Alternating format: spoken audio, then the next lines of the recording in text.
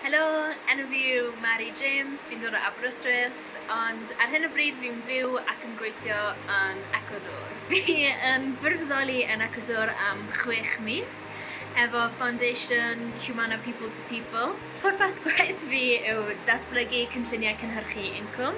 Fi'n gweithio mewn 2 pentref gwahanol, a mae yna 25 teulu yn bob clwb. Ni wedyn yn setio lan fel cooperatives i helpu nhw cael pris dechrau am cynnyrch nhw. Yn y farchnad hefyd fel social transport o pethau fel yna i mynd i'r farchnad.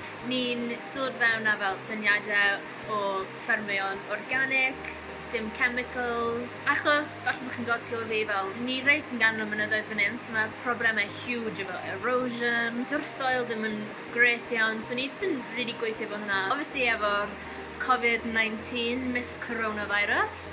Oedd bach o rumours o gwmpas y pentref fel, coronavirus, it's here, a ni fel, shit, fan hyn, really? Ni literally yn ganol nunlla, ond oedd e ddim. Mae wedi bod yn profiad eitha stressful. Just ddim gwybod beth sy'n mynd i ddigwydd. Fy man nath y llywodraeth fan hyn mynd mewn i action yn really gloi. So, o fewn fel 26 cases, athyn ni mewn i lockdown, oedd yr ysgolion wedi cau. Nawr mae yna curfew o 2 PM i 6 AM. Yn wahanol i Cymru a Lloegr, ni ddim actually yn cael mynd allan i rhedeg na i cerdded. Fi wedi clywed lot o stories am tourists yn Styc yn Ecwador. So fi'n teimlo'n really lwcus bod efo fi fi efo bwyd yma a Wi-Fi sy'n jyst yn neud yn lot yn well bod fi'n gallu siarad i ffrindiau fi bob dydd, siarad i mam. Fi'n teimlo'n saff ac yn hapus yma ar y foment. So mae'r bobl lleol fan hyn, maen nhw wedi adaptio i'r fan rili dda. Maen nhw obviously yn cynnyrchu bwyd eu hunan. Nawr os maen nhw methu gwerthu cynnyrch, so maen nhw jyst methu gwneud arian sy'n bach o siomi nhw.